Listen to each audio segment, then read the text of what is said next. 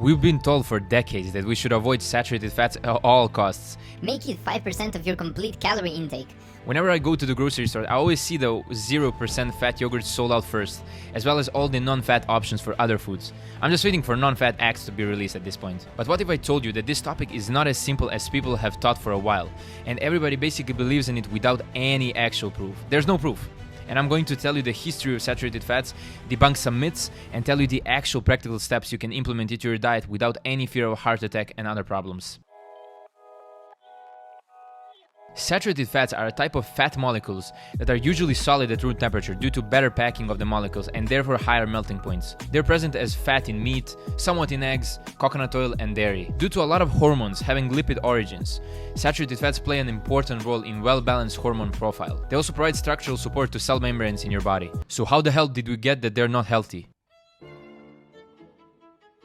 It all started in 1950s when physiologist Ancel Keys dropped his diet heart hypothesis, which gained traction thanks to famous cardiologists at that time, as well as the American Heart Association. His hypothesis stuck with people that led to all the dietary guidelines worldwide recommending a reduction in saturated fats. The key studies supporting this hypothesis, such as the 7-country study, have faced really tough criticism on the flaws in the methods they used, as well as their data interpretation. Obviously, there were subsequent studies in 60s, 70s that failed to link saturated fat reduction to lower rates of heart disease. But these results were ignored as all the people already bit the saturation fat bad narrative. Recent scientific literature that included over 20 independent studies, one of them happened in 2020, literally have no consistent evidence that reducing saturated fat decreased heart disease. Despite them, US dietary guidelines still continue to ignore and are still limiting saturated fat intake to 10% of total calories. Overall, these studies suggest that diet heart hypothesis Ancel Keys made lacks strong scientific support and call for re-evaluation of the guidelines to reflect current evidence on saturated fats. Nevertheless,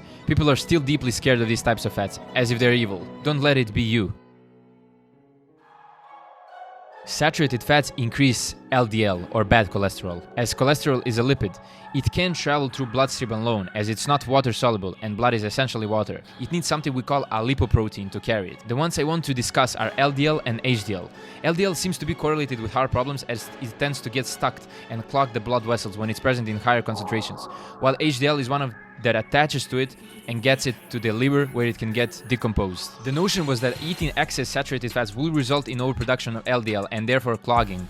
However, the studies I have mentioned before have disproven and have found no correlation between those two. This doesn't mean you should go crazy and eat as many saturated fats as possible, but the notion that these fats are evil is just not true. All saturated fats are the same.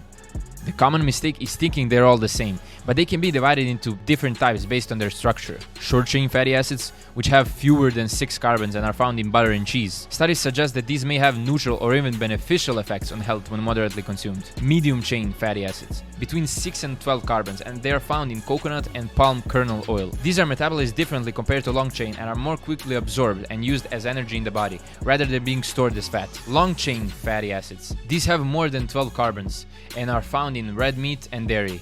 Some studies suggest that high intake of them may be associated with heart disease. But remember, eating these saturated fats will be more detrimental to you if instead of consuming a diet rich in fruits, vegetables, fiber, and lean proteins, than if you were eating high processed foods and a lot of sugar that can cause plaque itself.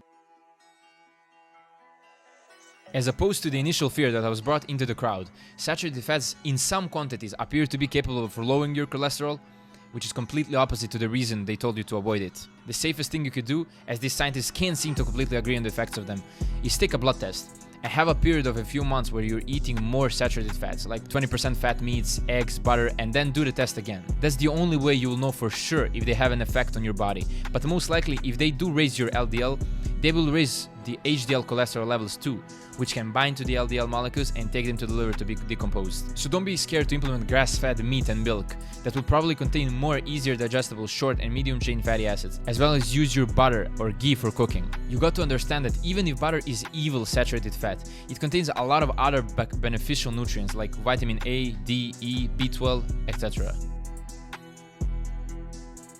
In conclusion, saturated fats may not be the villain everybody thinks they are, and it was the way for so long, while studies disproving it were completely ignored. Consume them in moderation.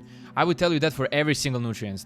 There's not that one magic nutrient that is especially good or especially bad, but eating one nutrient in extreme excess will create some problems as well as deprive you of getting other nutrients. You see, if you eat a lot of saturated fat and you still eat your amount of daily calories, it means that you suffered on other macros and vice versa. Completely eliminating saturated fats is moronic, and they have been with us for so long and we managed to survive. Even though scientists seem to still not have an idea for what is actually good, there has to be an important role they have. Time will show it. Like or dislike this video and let me know in the comments what you think about saturated fats now, if you agree with me, and if you have something more to say that I overlooked. I'll pin your comments.